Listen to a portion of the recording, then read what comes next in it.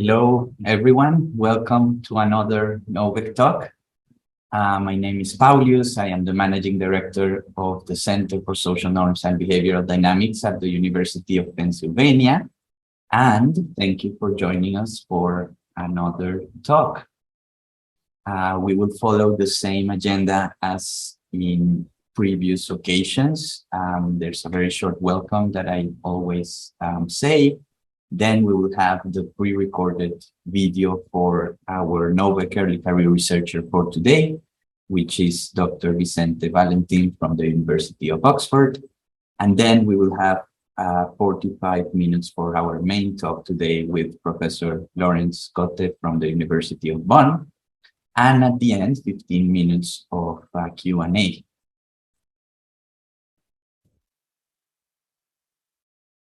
As I always say, just a brief reminder that the Novec Talks speaker series is organized by our Penn Center for Social Norms and Behavioral Dynamics. We are a research center at the University of Pennsylvania that does consulting, research, and training with all types of organizations around the world to better understand, measure, and influence behaviors and norms in the real world.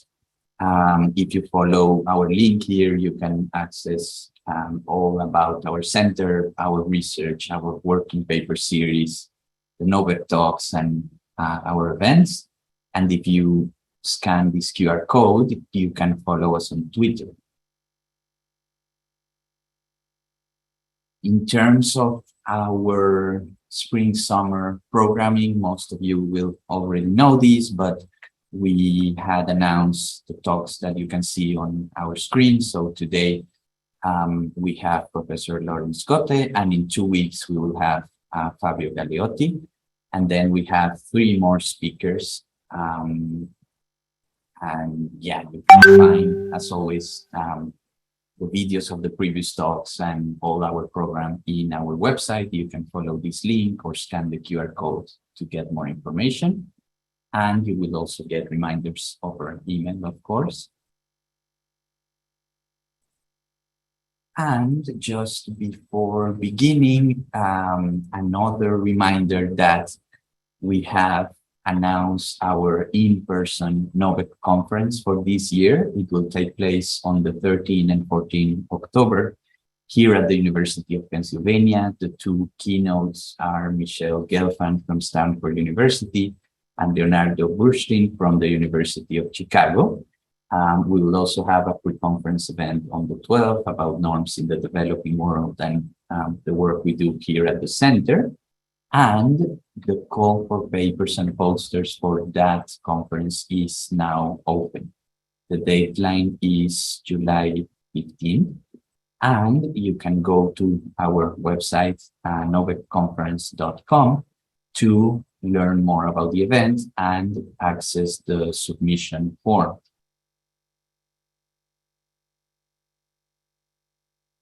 And finally, a few ground rules. If this is the first time that you're joining, please mute yourself when you're not speaking. If you can, please keep your camera on so that we have a more interactive experience. For questions, you can use the chat. We have 2 co-authors in the audience today, so you'll be able to discuss there during the talk, the main talk, or you can use the raise hand function at the end in the Q&A slot. And as I already said, the recordings of all the sessions, including this one, are available in our website for you to access. With that, I'd like to introduce our Novec early career researcher for today. Dr. Vicente Valentin is a postdoctoral prize research fellow at Oxford University. The talk is called Social Norms and Preference Falsification in a Democracy. And I believe Vicente is in the audience. So yeah, feel free to write questions and comments in the chat. And Vicente, if you could please share your webpage in the chat so that everyone has it. That would be useful as well. And with that, let me share the video.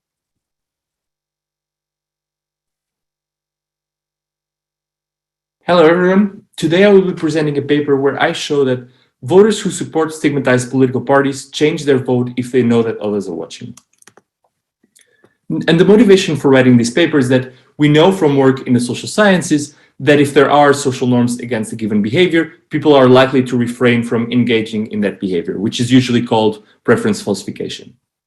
Of course, this is very hard to show empirically because one needs to basically show that what people do when they can be observed is different from what they would do if they were not being observed. So what I want to do with this paper is precisely to provide observational evidence showing this phenomenon of preference falsification. And concretely, I exploit a peculiarity of the Spanish voting system and the unique decision by the Electoral Commission that made private voting not possible in one of 4 elections happening in the same day. Basically, the voting procedure in Spain is such that there is 1 ballot per political party running for the election. And individuals vote by picking the specific ballot that corresponds to their preferred party, putting it inside an envelope, and putting that envelope inside the ballot box.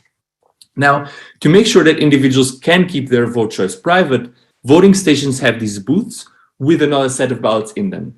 So people can pick their ballot and insert it in the envelope there behind closed curtains, which of course ensures that their vote choice remains private. However, it should be noted that this is not mandatory. Individuals can also pick their ballots outside this voting booth from a table that is observable to everyone in the room, as is shown in this picture here.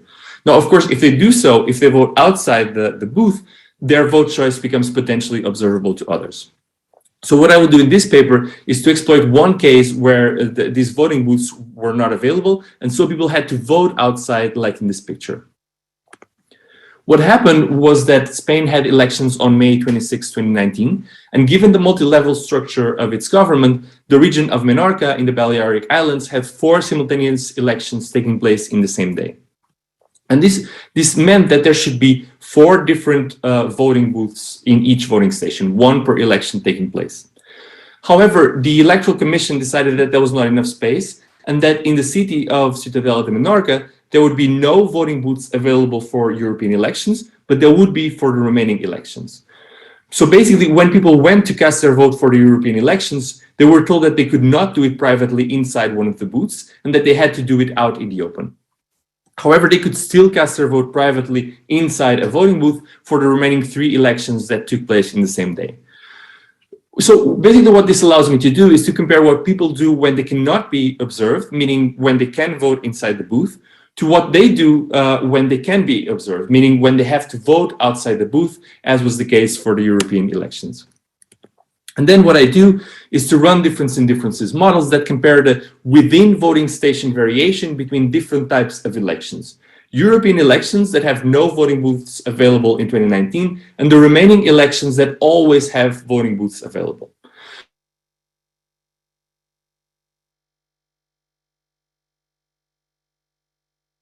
From the dictatorship, and which has been stigmatized in the democratic period in Spain. Okay, so let's look at the findings. Here you see the evolution of the vote for the Partido Popular depending on whether an election is for the European Parliament in blue or not in red. And basically you can see that the trends seem to be fairly parallel prior to 2019. And then in 2019, the vote share for the party decreases more in European elections than in the remaining ones.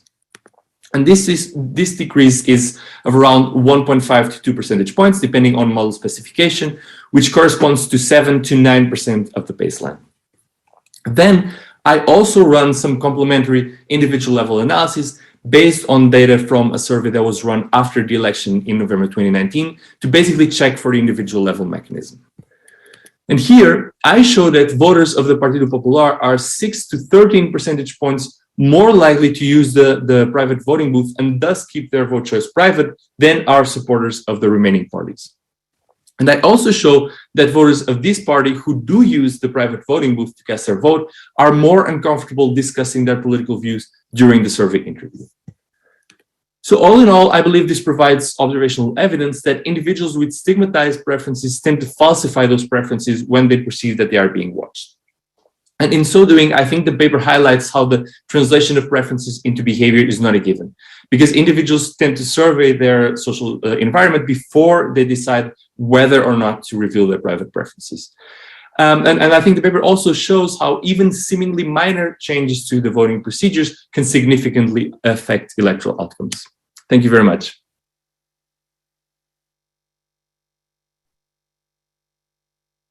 Great. Thank you so much, Vicente, for the wonderful talk. As in previous occasions, unfortunately, we don't have time for live Q&A for this section. But as I mentioned, Vicente is in the audience, so please feel free to write your questions and comments in the chat, and we can discuss there. And with that,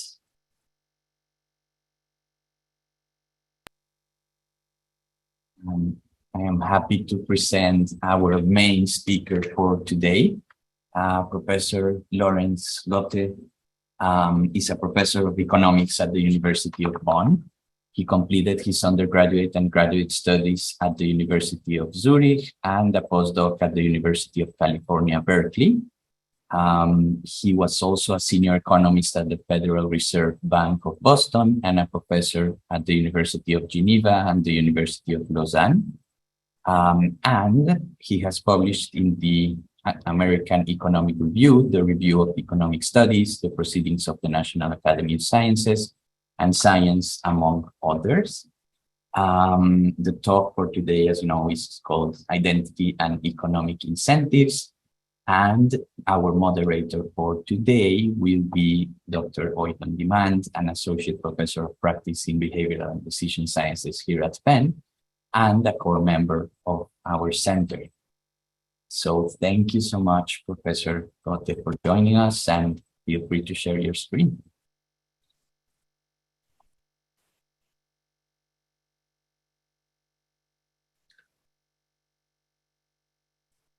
Okay. Thank you. Can everybody see the screen? You can see it okay? Okay. Great. Okay. Great. Yes, thank you. Thank you so much for having me. Let me quickly unclutter my screen here. Okay, now that's better. So thank you so much for having me. Today, I would like to present work that is joined with actually almost everybody is here. Eugen Kwabna is in the audience. Michael is here. Max, I haven't seen yet. So there should be plenty of co-authors to answer questions. And I'm, of course, looking very much forward to the discussion at the end. So we've been at this project for a year. And finished the data collection a few months ago. We're in the process of writing this up, so all the feedback that you may have will be very, very useful for us. So to set the stage a little bit of where this project is situated, there is this large field in psychology and also increasingly in economics that looks at how social identity affects decision-making. Yeah. One sense of identity, often, this is membership in a particular group, affects decisions, and previous research has shown that it can affect decisions through two channels. So on the one hand, it can change an individual's perception of the environment and beliefs. On the other hand, it may also change preferences directly. And so much of the previous research has focused on applying this idea of how group membership affects decision-making in the context of how that interacts with pro-social preferences. So, say interactions between individuals in, say, a situation where they may have to decide whether to cooperate or not, or interactions within organizations or between organizational units, and so on. However, this of course applies to a much broader class of questions. So aside from directly pro-social preferences, the identity can affect decision making in many areas. For example, also in voting decisions, but also, and this is the focus of what we want to talk about here, more directly, how does identity interact with material incentives by individuals? So less about how does this affect pro-social preferences, but how is the trade-off between identity and economic incentives? And the type of decision that we want to look at here today is, you could characterize it as investment decisions. Okay? So to give you a few examples of how identity can conflict with investment incentives, imagine you identify with sustainability policies. And then, how would this affect your decisions to invest your private portfolio into, say, oil and gas companies, weapons manufacturers, or I don't know, or cigarette producers? Okay? Or imagine you identify as working class. How does this affect your investment into your investment efforts into higher education? Okay. So these are the kinds of incentives that we are interested in here. Okay. And so here too, broadly, there are two channels through which identity can affect decisions. One is, again, through beliefs.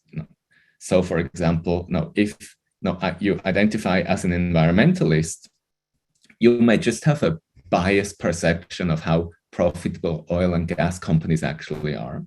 Okay?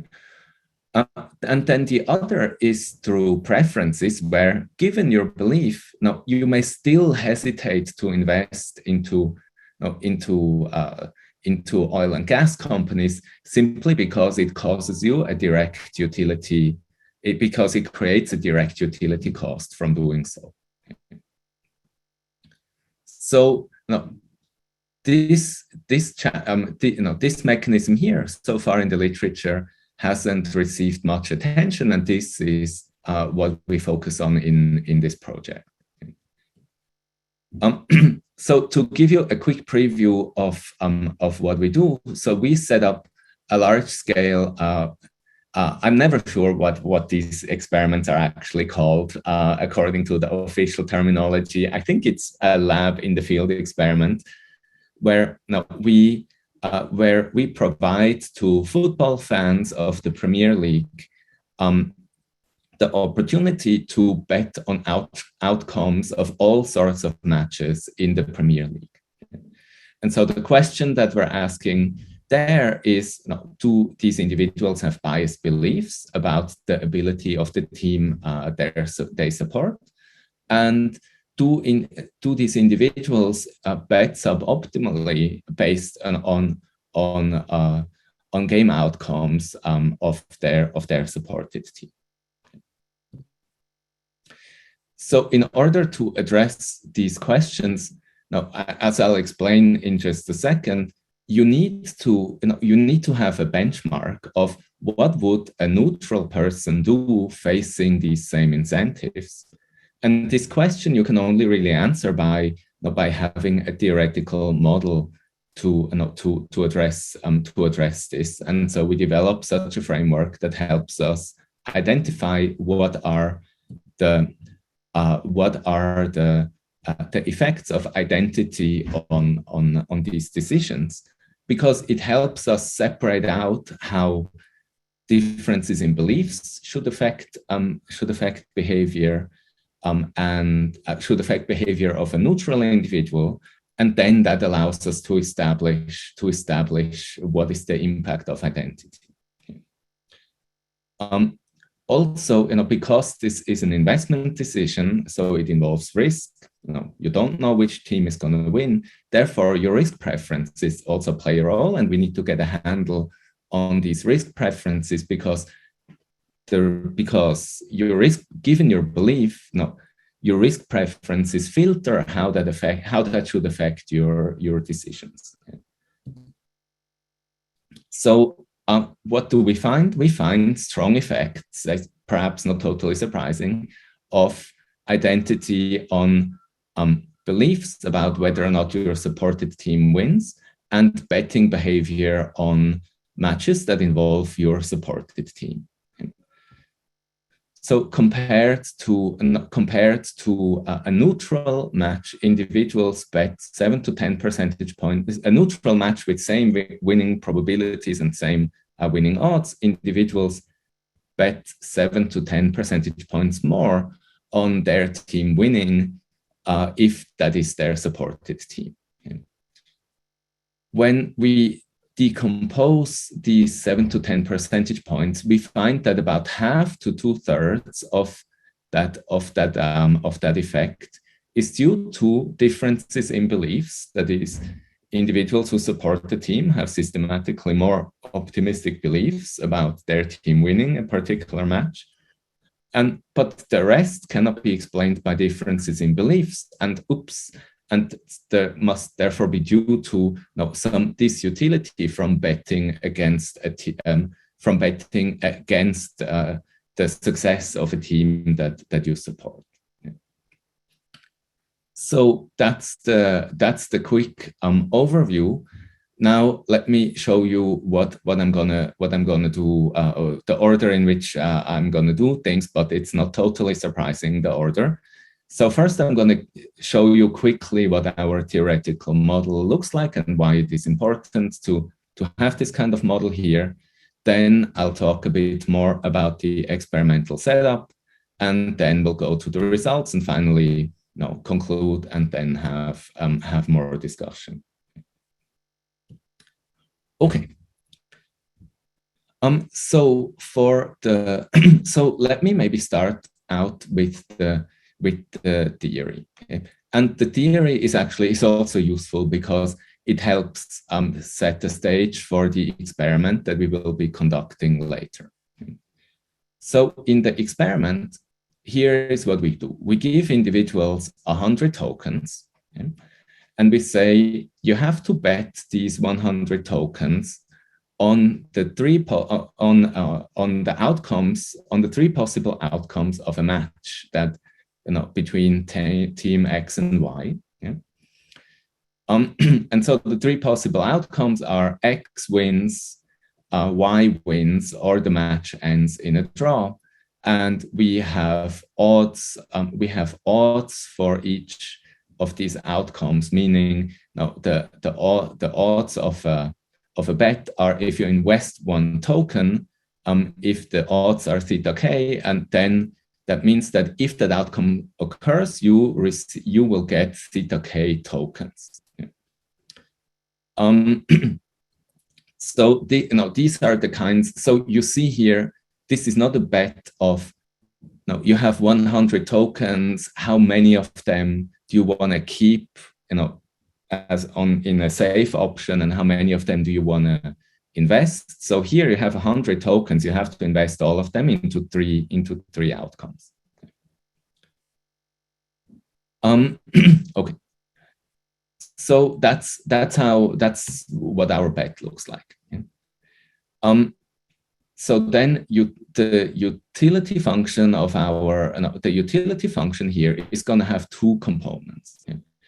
And so the first component is just standard economic material payoffs, which we assume that individuals are risk averse, and that the risk averse of constant absolute risk aversion form. So this is the utility function that we assume, and it implies, like the name says, that you have constant absolute risk aversion.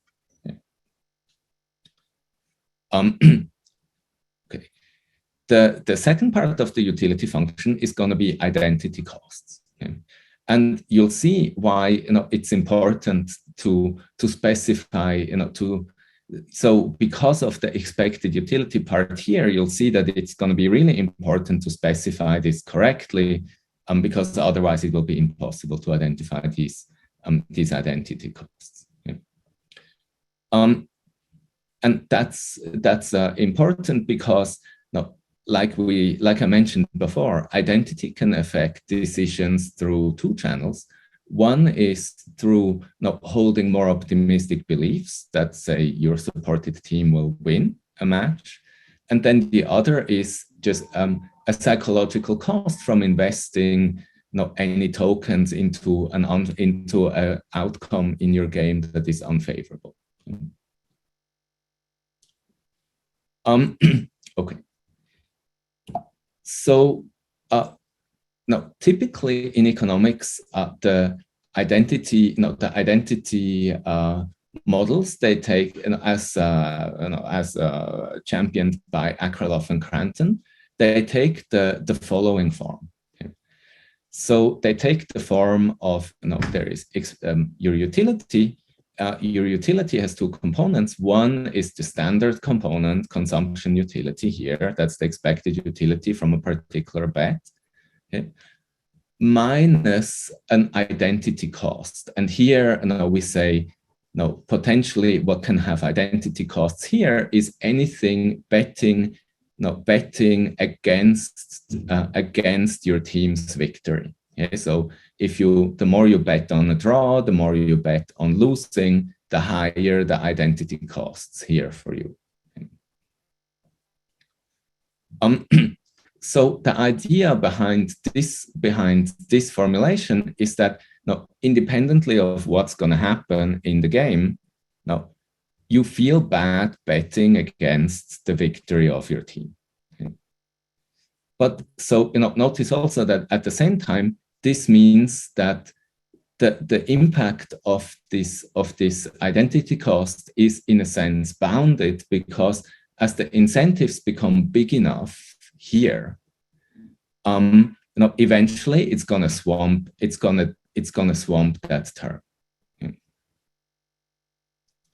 On the other hand, you could also think that the way identity affects utility is in a slightly different way, and we call this the identity congruence tax, which means that if you bet against your team winning, say your team drawing or your team losing, then utility just there is sort of a utility tax in that case, that it just doesn't feel as good as when you win the same amount of money, but you have bet on a neutral team.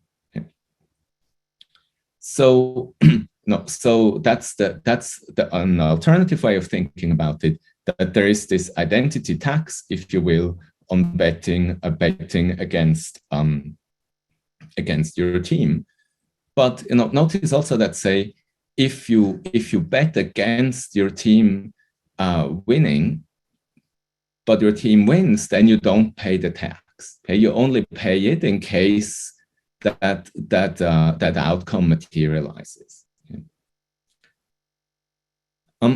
So this model is slightly different, because here this creates sort of like a tax wedge, right? You could think of this as a tax rate. Okay?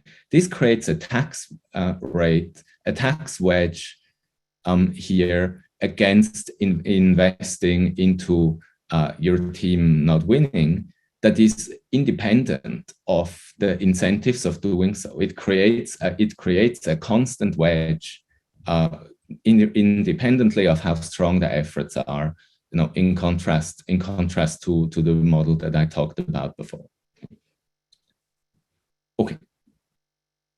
So this is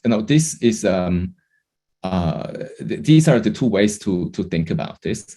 And let me now illustrate to you, why it is important to actually have a proper model here of how individuals make investments into these bets. Okay? So let's just look at an individual who doesn't care about identity at all. Okay? So what would that individual do when he or she is investing in in a bet on a particular match? No, that individual would be choosing his or her investments into winning, drawing, and losing of that game to maximize expected utility. And given our utility function, you can work out analytically what that individual would do, and you get terms. You get terms like this. So here we have the terms for winning. For winning and losing, and of course the term for drawing is just 1 minus winning minus losing. The complement to 1 is what the individual would invest into drawing. But what you see here is that how much the individual invests into winning or losing depends on, well, first of all, the odds of the bet. That's not surprising. But then also on the perceived likelihood of the different events. You see that's the p terms that enter these expressions here. Okay? And then finally, but very importantly, the risk tolerance of that individual. Okay? So you see, in order to understand whether an individual invests too much or too little into a game of a team, we need this expression to derive a prediction of how much the individual should actually be investing. And the model, the constant absolute risk aversion allows us to write this in a very parsimonious way, where basically, we have this sort of constant term here that only depends on the odds. And then you have this big term in brackets here that summarizes odds and probabilities. And the entire term here is scaled by the individual's risk tolerance parameter 1 over gamma. Okay. And so now you see why this is useful, because now we can have a sharp test of the null hypothesis. Do you invest differently if you're betting on a team, if you're betting on a match where your team, you have a stake in you're supporting one of the teams, because now we can compare that match to a comparable match with the same odds and same probabilities for you with your risk preference, and ask, are investments any different? Okay.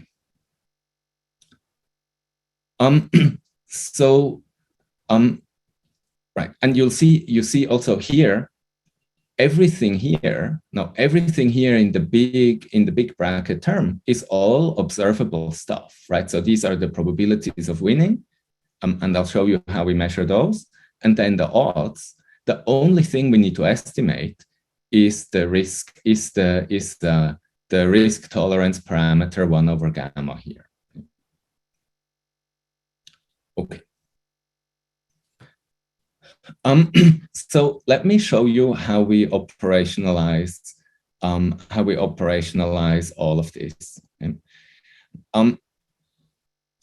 So our study is set in the Premier League in the Premier League in the UK, and we use allegiance to a particular team as the source of identity in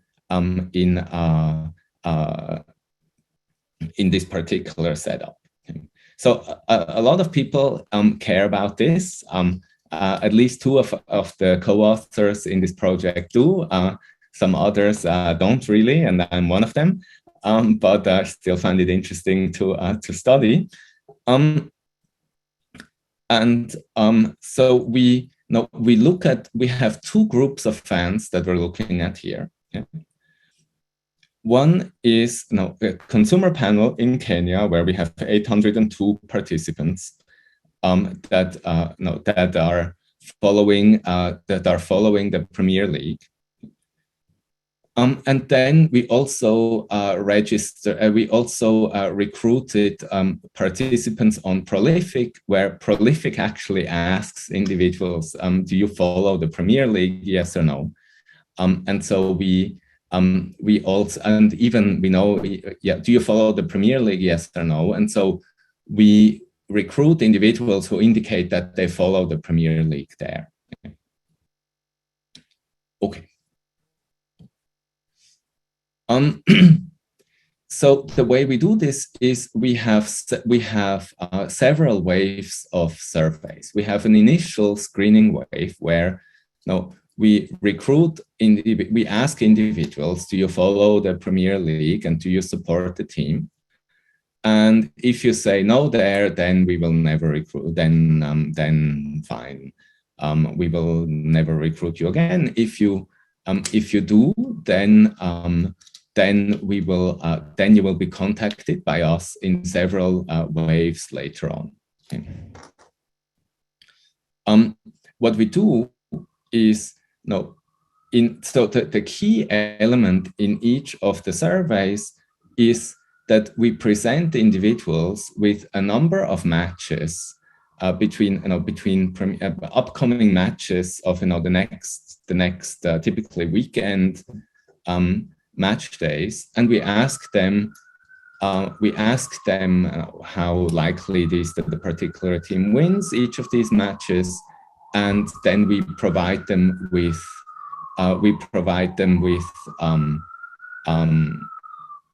odds to bet on particular outcomes of this game. Okay.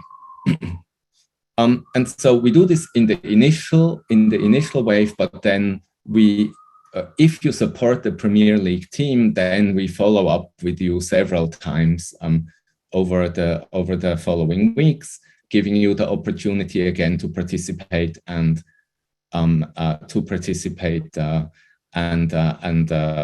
subsequent weeks and bet on outcomes of various games. So let me show you a little bit what this looks like here. So here, for example, we have a match between Chelsea and Manchester City.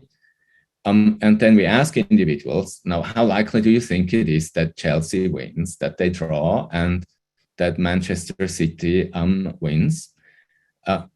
And so we're asking you the probabilities here. We don't incentivize the measurement of these probabilities. See Lisa's latest paper that just came out in the American Economic Review for why it's probably not a good idea to try and incentivize these decisions here. Okay. So we get here a completely unincentivized measure of what's the probability? What do you think is the probability that Chelsea wins, draws, or loses? Okay. Then we also explain to individuals the concepts of betting odds. Okay?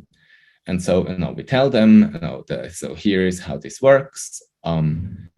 Here is how this works. If you place one token on betting on, for example, win here, if the team wins, you get 3, okay? And so on. And then we ask them, we ask a control question here to see, do they understand the concept of these odds? And so then we give individuals these different bets. Okay? So for example, this individual here, you see, has odds 2.14 for Chelsea winning, 3.3 for drawing, and 3.47 for Manchester City winning. The way we get at these odds is, we take the bookmaker odds, we take the odds that bookmakers offer, and then we jitter the winning and losing. We no, we randomize the odds. We introduce more random variation into these odds that we offer to the individuals in our study. Okay, so there's going to be experimental variation in the odds that these individuals are facing. Okay. Okay. But so then we're asking them, how many tokens do you want to bet on winning, drawing, losing? And the page helpfully calculates, in case you invest 10 tokens into a Chelsea winning, how much would you earn in case Chelsea wins? So it multiplies the odds that you see here with the number that you enter here. Okay. So we make it really easy for individuals to see, how much money they could be earning from every particular, from a given outcome. Okay. So let me show you some descriptive statistics. Okay. So here are all the teams in the Premier League. Some have really, some we know, all of us know, like Manchester United and Liverpool and Arsenal.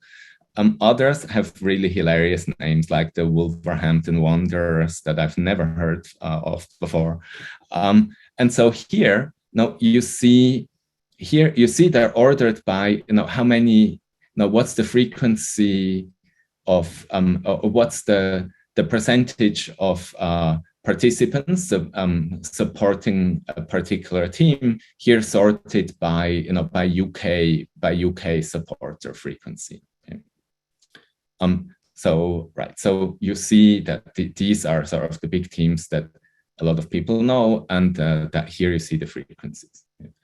In Kenya, it's, in Kenya, the pattern is very similar, except for it's even more concentrated among the big clubs like Manchester United, Arsenal, and Chelsea, and basically nobody supports this funny team here. Okay.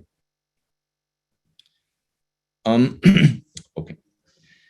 So in terms of sample, the Kenya sample is a sample of very young participants, almost exclusively male, and we have 800 participants here, and we recruit them. On average, they respond to a question. On average, they participate in 6 rounds in 6 different weeks in which they bet on outcomes of games here. The UK sample is the UK sample is a bit more diverse. So this is participants who registered in Prolific. The average age there is 38, not 24. And still we have 40% females who say they are following the Premier League and supporting a team. Yeah. And in Prolific, you see we have a bigger base of individuals here, and so we let them participate less often. So here we only have like three weeks in which each individual on average participates in our betting. Every time they're betting on four matches, so we have an average about 12 bets per person here in the Prolific sample, and about 24 bets per person in the Kenya sample. Okay. Oh, also, just so you see, of course, because each individual supports one team. Now, most of the matches that these individuals are betting on are neutral to them, right? Because their team in a given week will only play one match, and so most of the other matches, we classify them as neutral matches here. So this is an average. 80% of the matches are neutral in the sense that now your supported team isn't part of that particular match. Okay. So then let me show you some of the results, and let me just start very simple with reduced form evidence. And let's maybe first look at beliefs. Okay. So here you see beliefs for Kenya and the UK. Okay. And what I'm showing you is beliefs on a particular outcome, that the home team wins, that the home team draws, or that the home team loses. Now, as a function of whether you're neutral in this match, you don't support the home team, you don't support the away team, you support the home team, or you support the away team. Okay. Neutral, home, or away supporter. Okay. And then we normalize these beliefs. Now we show here average beliefs minus what the bookmakers say is the probability of winning, drawing, and losing. Okay. And so we do this because teams, neutral matches are more likely matches that don't have any, that are more likely involving teams that don't have any supporters. Okay. So we need to correct for this. Okay. And what you see here is a very clear pattern that if you're a supporter of the home team, you think that it is clearly more likely, about 4 percentage points more likely, that your team wins relative to neutral people or relative to supporters of the away team. And of course, the opposite is true here. For the home team losing, is viewed as much more likely by supporters of the away team than supporters of the home team. Okay. And so you see this exact same pattern, orange above red, and red above orange for loss of the home team, also in the UK. So in the beliefs, it's very, very clear that individuals have more optimistic beliefs about the team that they're supporting. We see that here, we see that here, we see it here, and we see it here as well. Okay. Good. Okay. So now we know already there is a difference in beliefs over these outcomes. Okay. So now let's look at bets. Okay. And so here again, we have to control for what kind of match you're looking at here. And so what we do here is we just subtract out the average bet on an outcome of a particular match. So think of this as the residual. So these three categories would add up to 0 because that's how we demeaned the outcome. Okay. And so here, you see very clearly, home team supporters bet about 6 tokens more on their team winning than neutral individuals, and away team supporters bet about 5 tokens less on the home team winning than neutral individuals. Okay? And here you see exactly the reverse. Of course, home team supporters bet much less on the away team winning than away team supporters. Okay? So very big, very glaring effects here from identity on these bets. Okay? And so here I only pointed to Kenya, but again, you see in the UK, it looks exactly the same. Okay. Let me also just show you very quickly a regression table that just summarizes this. So here we have here we reverse the sequence. So here we have amount bet and probabilities. Let's start with the probabilities. That's where we started. So here again, we see home supporters think that the home team winning is much more likely. Away supporters think that the home team winning is less likely. Relative, and the reference group here is neutral individuals, and we have individual and match fixed effects here in all of these specifications. Okay. And then you see here this reverses here, where away team supporters think that the away team winning is more likely, and home team supporters think that the away team winning is less likely relative to neutral individuals. Okay. All of these effects are statistically significant. So I removed the stars because actually with all the stars I couldn't fit the table on that slide anymore. So I removed them all together. Okay, so this is just a statistical test. We've already seen this here, but this is just a statistical test that properly calculates the standard errors as well, because we have multiple observations here per individual. Okay. Also, these here are the results for the UK, but as you have seen before, the Kenya looks very similar. So trust me, Kenya looks exactly the same. Okay.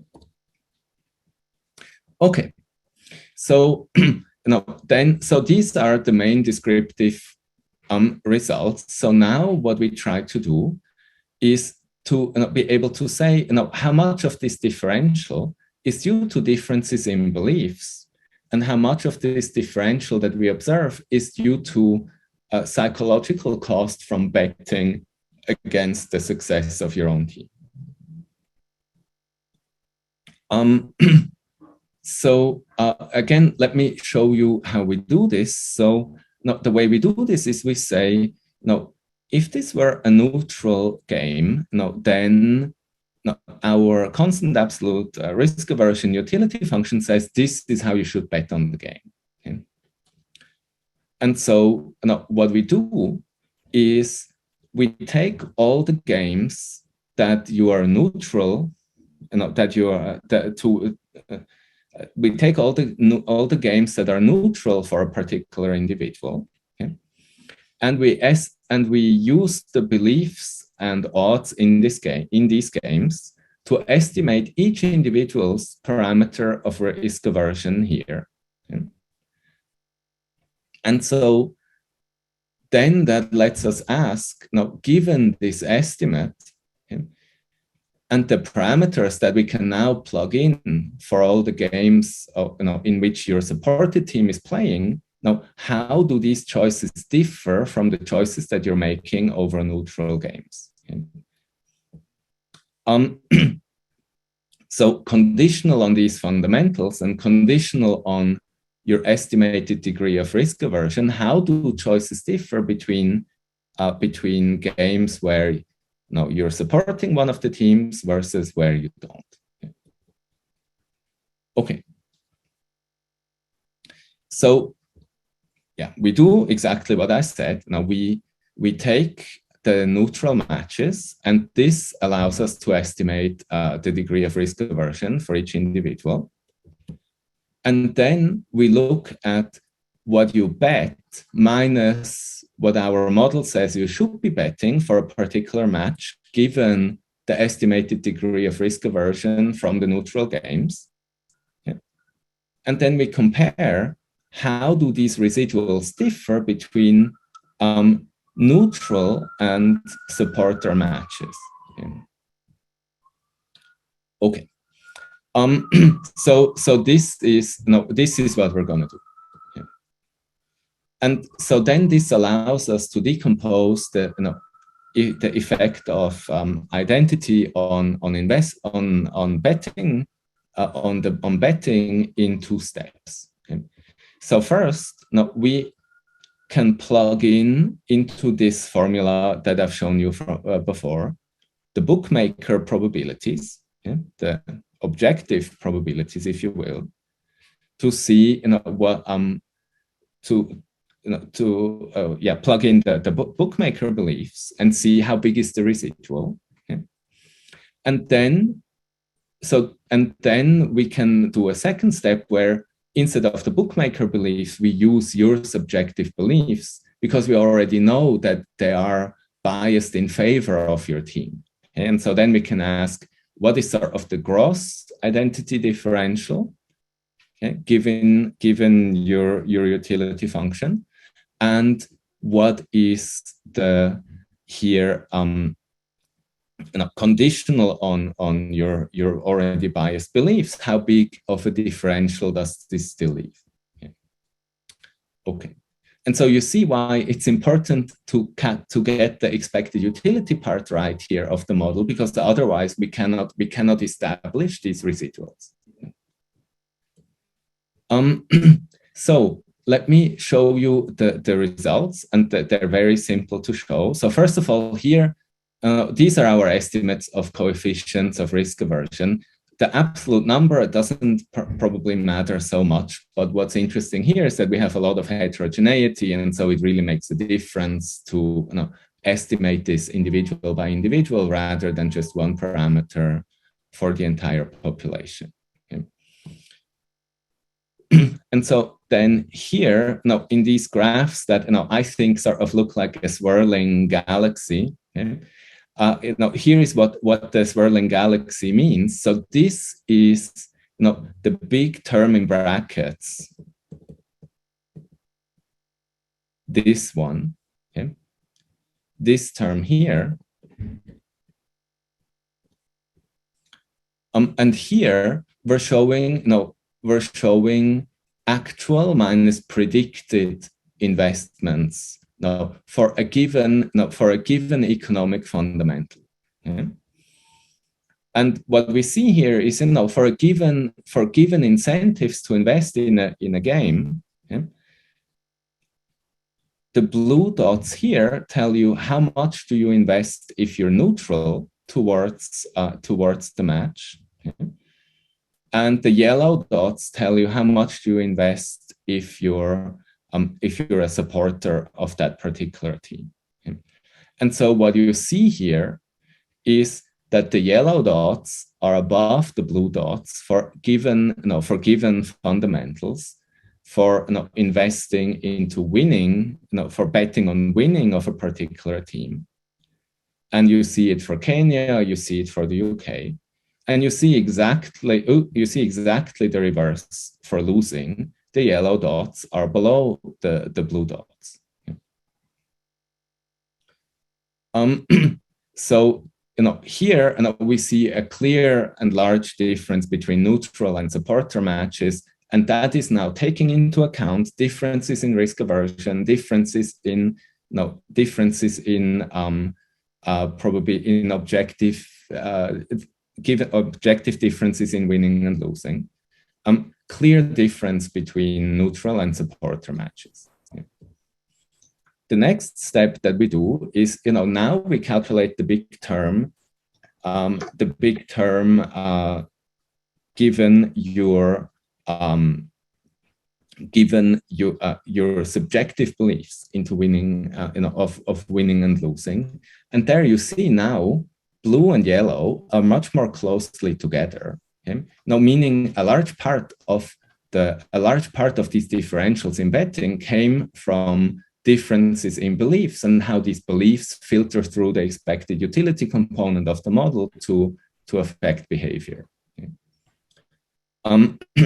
But we still see that the difference, still yellow is slightly above blue. We see it quite clearly here. And for losing, again, yellow is below blue. We still see that quite clearly. Okay. But like I said, the difference shrinks. Okay. So when we evaluate this, then what we see here is that this is what I mentioned at the beginning of the talk. We see about 10 percentage points higher investment into winning into winning of your supported team to 7% in the UK. Yeah. And this is based on bookmaker beliefs. Once we replace those with your subjective beliefs in the game, this 10% shrinks to 4%. So the 5.7% here were of the higher investment were due to your more optimistic beliefs and how the expected utility model says you should adjust your bet. And here it's actually even slightly more. Okay, so this is the 50 to 2/3 of this effect is due to differences in beliefs. Okay, so let me quickly wrap up so that we can start discussing. So clearly again we see identity impacts these betting decisions. 7 to 10 percentage points more betting on your team winning if you support that team. But about 1/2 to 2/3 of the effect is due to differences in optimism over winning of your team. And again, you need the expected utility model in order to be able to say how differences in beliefs should affect investments into these different games. Okay. Good. So this is basically the same. Over time, let's stop and discuss. Okay. Thank you very much for your attention. Great, Lorenz, thanks so much. This was fantastic. This was actually one of the easiest jobs that the co-authors had in the NOBEC talks. We had no questions except for one at the very end, so fantastic job. So maybe, I don't know, I feel like, I don't know, Daniel asked one question and Kwa sort of answered that. Daniel, I don't know if that answers your question, but essentially the question was, how do we handle rivalries? And I think, that's something we discussed internally already. Maybe you want to just provide a more, deeper discussion, and then we wait for more questions. Yeah, so the rivalries, I think they're right. We haven't right now. We don't use them. No, we only look at whether you support a particular team or not, but there are also sets of well-known arch rivals for if you're a supporter of X, then you're also supposed to hate team Y. Okay? And so far we don't use the fact that if you support X, you're supposed to hate Y. We don't use that right now. Okay, we should probably we should probably do a robustness check where we define as a neutral game. Now, if you're supporting X, we should define as a neutral game only games that neither involve X nor Y in that particular game. But I doubt it's gonna change very much. Great. Then we have a question about the model. The question is, what would change if you use an appropriate prospect theory model instead of a standard EU model? So here, I don't think that would change very much. No, because say in terms of prospect theory, and I think this is one of the advantages of forcing individuals to invest all 100 tokens. Okay, so say in terms of prospect theory, you could just think of it as you're basically always in the gain domain, right? Because you're investing and you have larger or smaller gains. So whether you think of that Cara function as expected utility or just as the gain branch in prospect theory, I think is equivalent. Great. So Carl has a two-part question. One is whether and how we distinguish between identity and self-image, and then the second one was regarding the experimental method. whether the order in which you listed the probabilities and bets was randomized.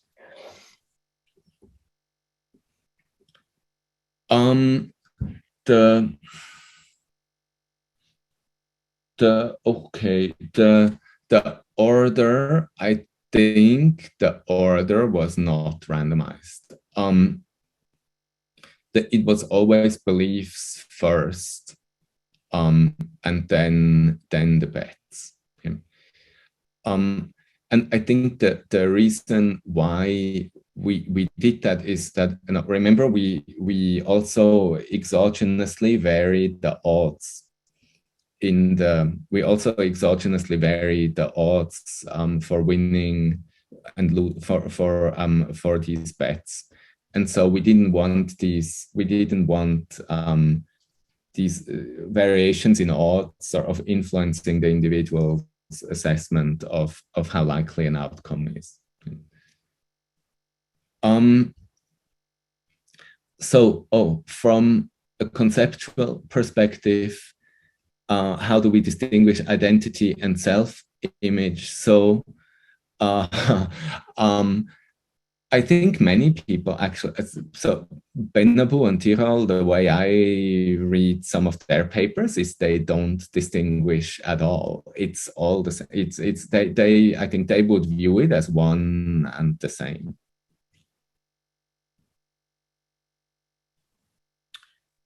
Great. So we don't have any questions specifically now. So maybe since the audience is sort of more interdisciplinary and applied, so here's a question for you, Lorenz. Like, so what is maybe the big picture perspective of the results, right? So we obviously tested this specifically in the soccer domain. We talked about testing this now in the political domain. Maybe, what is your, if you had to provide some intuition, what can people learn from sort of these results? So I think what you can learn is so what you can learn is a lot about football, but who cares about football? No, but I think what is the application to football is interesting because it allows us to develop to develop a method that you could use also elsewhere. So for example, I think it helps you thinking about investments into education. It helps you think about why different individual, why there are persistent differences in portfolios, investment portfolios between individuals. I think that those are the sort of the bigger picture applications of what we examine here, with this very specific application to supporters of football games. Great. Gianluca has like a two-part question. I mean, the first one, if you want to read, but my understanding of the first one is thinking about people who hedge sort of the bets and try to hedge sort of this utility and income, and whether we've thought about those types.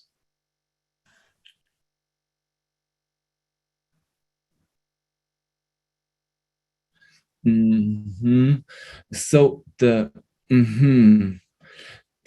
hedging, right? So the hedging is not so easy, right? Because hedging would require a very specific utility function. That say losing hurts less when you have more money. So I haven't thought about what the utility function would have to look like for this, but it's not so straightforward. Let me.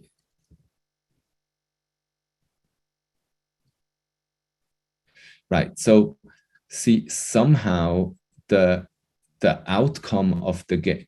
so somehow your identity, it's not clear to me how there is always this hedging intuition swirling around, but to actually spell out what it means is very tricky. I mean, I remember like from some insurance economics classes I had to take like, I don't know, 30 years ago, that you need something like, you need that, losing raises the marginal utility of money. It's not obvious how that can happen.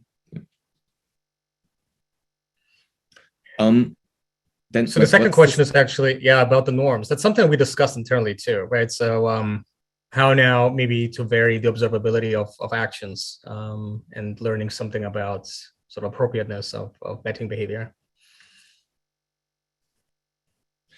Right. Yeah, I think that would be right. So I think there you could think of a couple of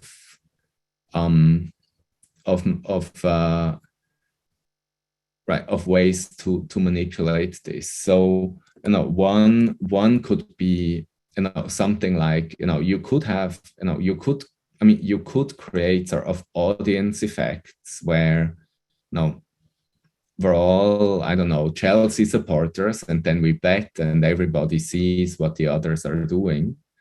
Or something, you could think of like some sort of audience effect manipulation, like the Charnes, Rigotti, and Rustichini, I think. Something along those lines could be interesting to do. And we sort of played around with this, right? When we thought to elicit like Krupp-Weber type of beliefs, and so this norms thing has been lingering in this project for a bit, right? So we've been pushing so far. So maybe then, as a concluding question, Carl had a follow-up question about some sort of heterogeneity in the data. Whether the big teams, the effects look different for the big teams than for sort of the less pronounced teams.